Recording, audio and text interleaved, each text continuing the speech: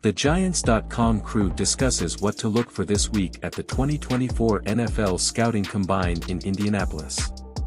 Before we continue with the video, I wanted to ask you a favor. If you're enjoying the content, don't forget to leave your like and subscribe to the channel so you don't miss any Giants videos. And now, back to our program. Sorry for the interruption and let's go. John Schmeelk, people obsess with the raw numbers, but that isn't it. The real question is whether players meet, exceed or fall below expectations based on their college tape. For example, if wide receiver Keon Coleman ran a 4.55, I don't think anyone would be surprised, nor would his draft stock plummet. If Xavier Worthy, on the other hand, ran a 4.55, he won't. Evaluators would be scrambling to figure out what they saw incorrectly watching him at Texas. Evaluators want to see the numbers these players post at the NFL Combine match what they see on their college tape. If the player wins with speed, then he better run fast. If they win with quickness, their three-cone drill better be good. If a player that might not look quick on tape posts an excellent three-cone, that might help him.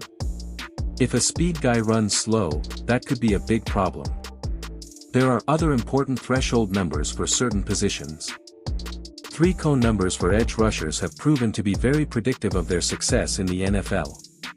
Along with arm length, I always want to see how offensive tackles move in those drills to determine how well they can block those explosive edge rushers.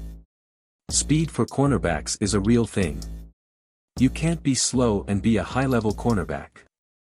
Safeties, on the other hand, play a position where raw speed numbers are not as important. See Hamilton, Kyle, and Branch, Brian. How that position sees the field, processes, and reacts from a mental standpoint is far more important. Tight end, on the other hand, is a position where size and speed often translate to success long-term. The NFL Combine is all about the numbers, but without context to those numbers, it is easy to be led astray. Dan Salamone, while they always play it close to the vest this time of the year, general managers around the league will take the podium this week in Indianapolis. And they won't be fielding questions only about the draft.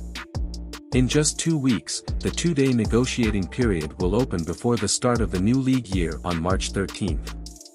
In preparation, the NFL announced Friday that the 2024 salary cap will be $255.4 million per club, an unprecedented $30 million increase from a year ago.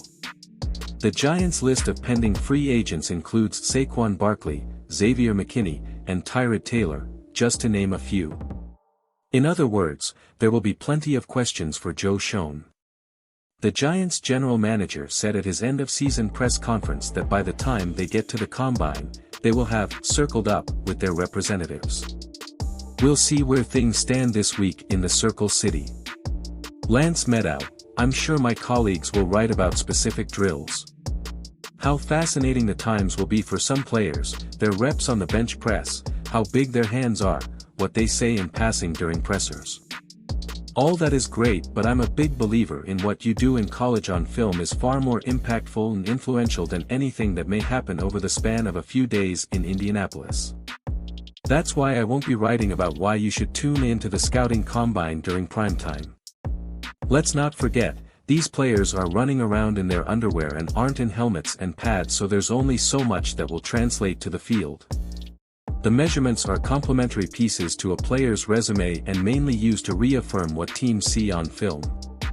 I would argue reviewing the medical info on all players is by far the most valuable component of the Combine, so any developments stemming from that facet of the event are worth monitoring.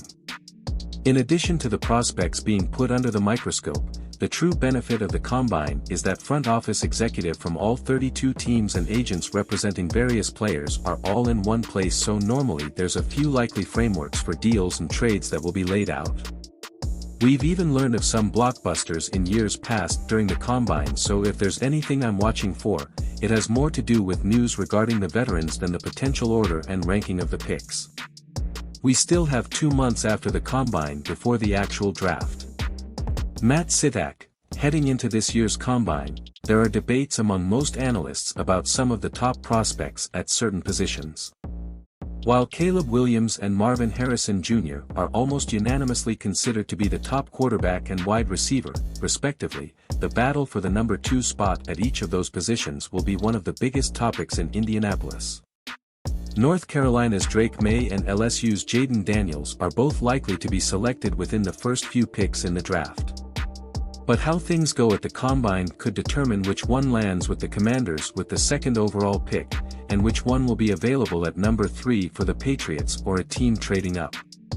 Daniels has garnered comparisons to Lamar Jackson, while May has been compared by many to Justin Herbert. Reports Monday morning indicate Daniels won't be working out in Indy, while we have not yet heard about May. Even if neither one does any on-field drills, acing the team interviews could go a long way in solidifying one of them as the second quarterback taken. On a similar note, there is a competition between LSU's Malik Neighbors and Washington's Rome Odunze to be the second wide receiver selected.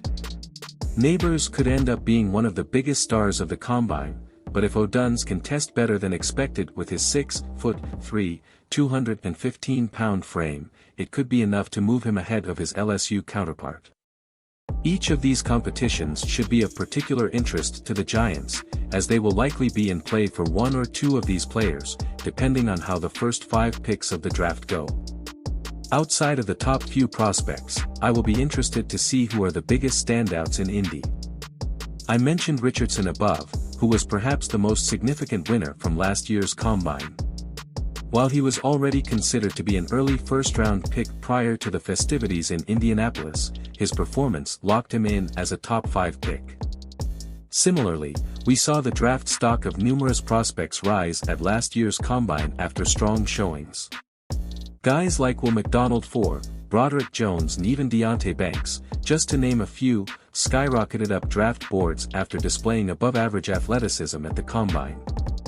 The same will happen this year, and we are likely to see some big changes to a lot of mock drafts come early March because of it. We've reached the end of this thrilling journey together. I hope you've enjoyed it as much as we have creating this content for you. Our channel thrives on the incredible support from each and every one of you, and for that, we want to express our gratitude for watching, commenting, and engaging with us. Without you, none of this would be possible. So, thank you very much for being part of this community and for continuing with us on every adventure. Until the next video. Take care.